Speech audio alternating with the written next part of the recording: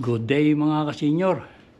Welcome po sa aking channel, Senior Filipino YouTube channel. Ngayon pong umaga ay gagawa ako ng kaunting pera. At magbebenta po ako ng aking mga napupulot na lata.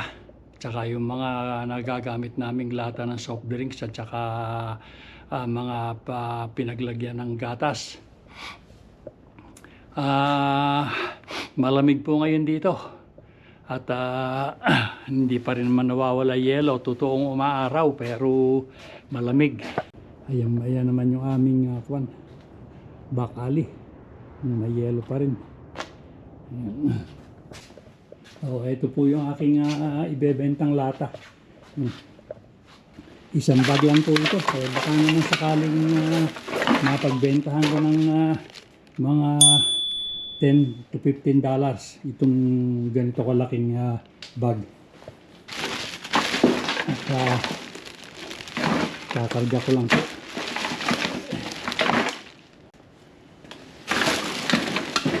Ayan po.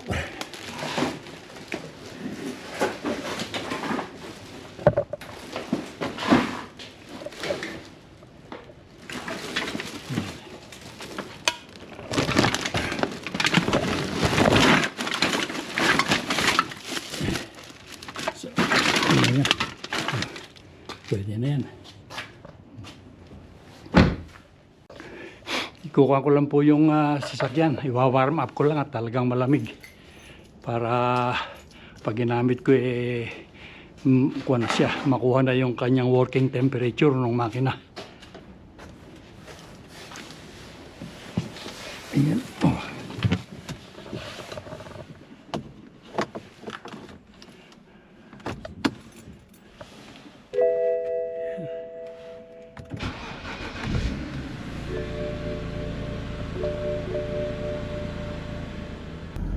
So ayan mga ka-senior, at ako papunta na sa bentahan ng mga bote.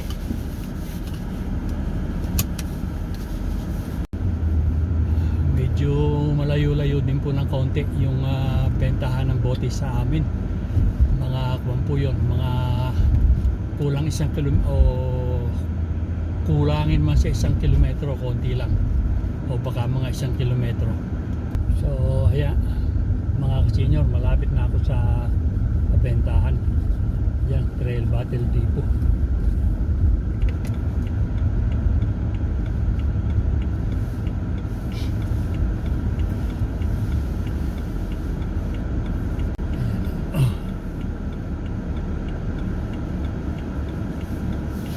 Dito ako.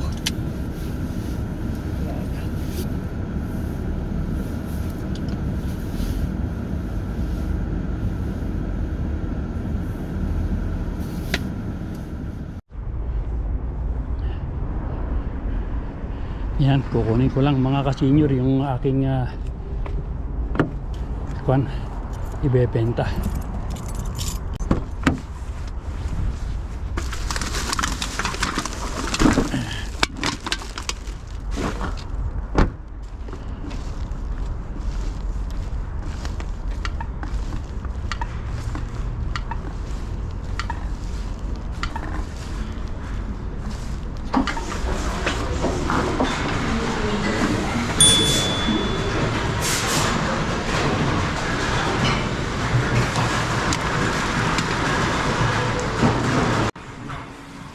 Ayan, ito yung loob ng maingay.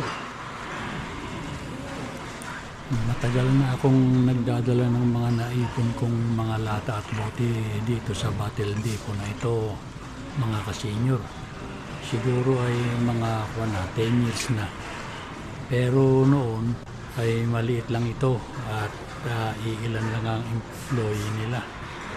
Tapos ay manual pa ang pagbibilang ng mga lata at bote, kaya medyo matagal ang pagbibenta ng lata at bote dito.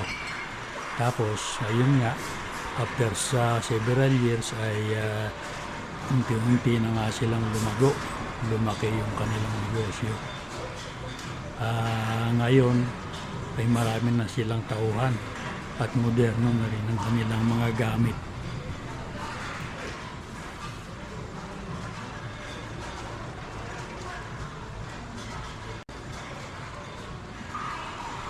Mabuti pala't maaga akong nagpunta. Kakaunti pa ang mga tao.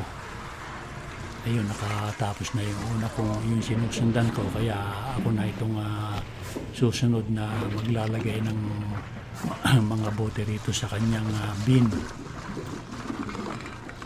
So ayun, kung makikita nyo mga kasenyor, umpisahan na rin niyang bilangin yung mga pinaglagyan ng gatas, yung mga karton ng gatas at saka juice. Yun ang kanyang binibilang muna. Tapos yung matitirang mga plastic bottle at saka mga pinaglatahan, yun naman ang kanyang inilalagay sa kwando sa masin na doon sa masin na pambilang ng mga lata at bote.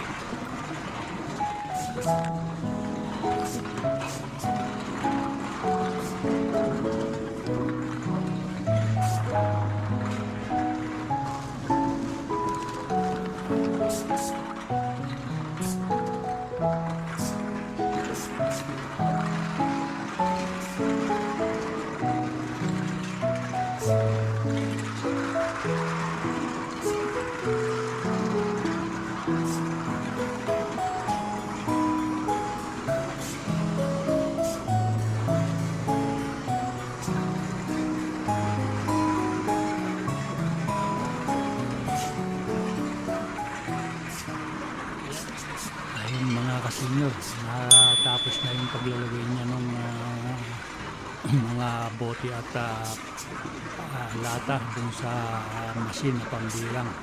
So hinihintay lang niyan makatapos yung masin para mailagay na niya sa printer, sa computer niya yung total ng aking binentang bote at mga lata.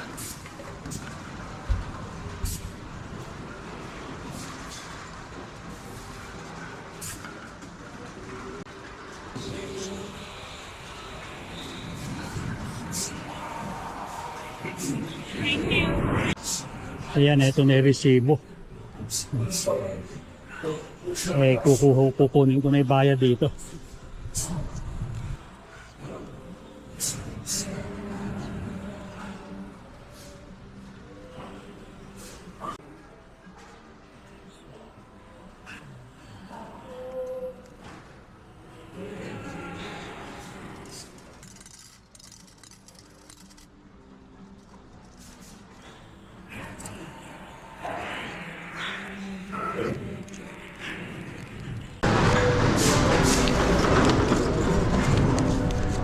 Bali naka 28.45.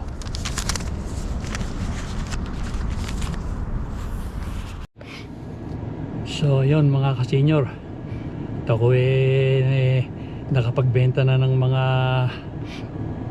bus yung bote at kumita naman ako ng 28.45. Ako ngayon papauwi na, pero dadaan muna ako sa bilihan ko ng loto at baka sakaling swertihin makauwi na sa Pilipinas. At mahirap dito pagka ganitong winter, lalo na sa tumatanda na katulad ko. Sige mga kasenyor, at samahan nyo na lang ako sa pagpunta ko dun sa bilihan ko ng ticket. So ayan, malapit na ako sa bilihan ko ng ticket. Gasolinahan ito mga kasenyor na malapit lang sa amin.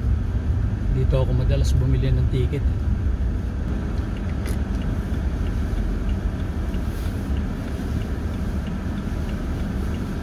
Ito lang kung magkano kaya gasolina ngayon.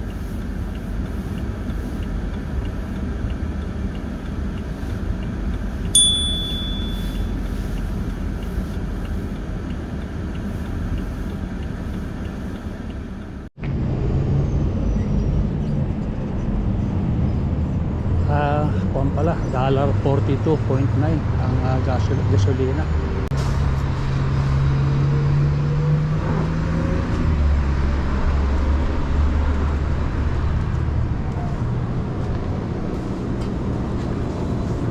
Carol.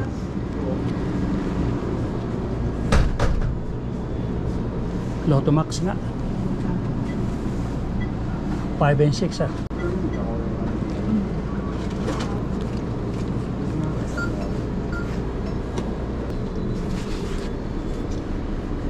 Kumusta? Okay lang kuya, hindi pa rin nananalo.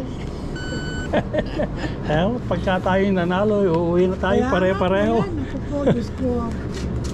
Gusto mo manalo eh, para baka mabuwas-buwasan Oo, mahirap dito. Masyadong malamig. Tsaka walang kabuhay-buhay po. Oo. Ito yun. Kaya sa atin lumabas ka lang ng Oo, bahay bahay. makakahunta ka na. Dito wala. Pinagbahay mo, hindi mo kilala eh. Ilang taon na kayo magkatabi. Oo. Wala talagang kabuhay-buhay ko yun. Kala lang talaga magawa sa atin at mahirap din naman kasi yung buhay sa atin. Kaya nga talagang ipon lang, ipon. Oo. Tapos, Ay buti kayo, bata-bata pa. Ay kami hindi naman makauwi sa Pilipinas ng pirmihan dahil nga sa mawawala yung pensyon namin Ganun. Kaya kailangan babalik-balik din kami. Siguro pagka hindi na namin talaga kaya, pipirmi na kami ron. Wala, talagang ganito buhay. Sige. Sige. sige po. Okay, thank you.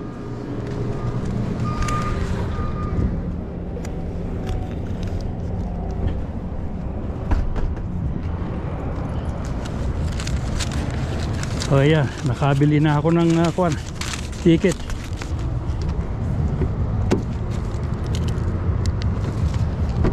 At ako papauwi na.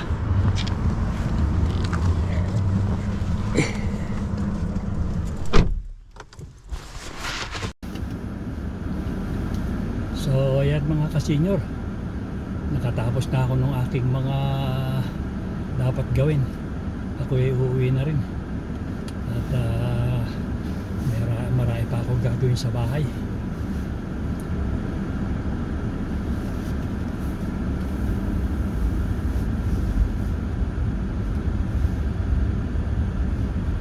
Ayan. Saan ka dyan? O yelo yung dinadaanan mo. Ayan, napitpit na kasi yung snow. Kaya ayan, kuha na. Pero pagka nagtuloy itong init ng araw, malulusaw yan. Yun naman ang mahirap, marumi naman ang sasakyan pagka nalusaw.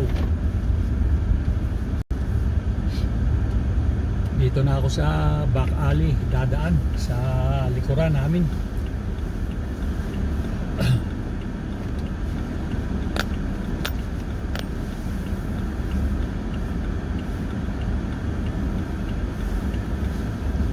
Yan, purong yelo yung dinadaanan kong yan mga kasenyor. Ito kasi hindi ito ginagawa ng city. Hahayaan na lang na malusaw yan. Kaya dito sa kamukha nitong back alley namin ito, paahon nito, pag hindi all-wheel drive o four-wheel drive yung sasakyan mo, hindi ka makakaahon dito. Diyan, kaya merong kanyan, may mga buhangin silang inilalagay.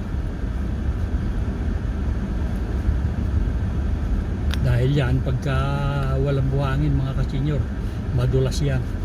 Hindi mahirap umahon yung mga yung mga sasakyan na hindi all-wheel drive.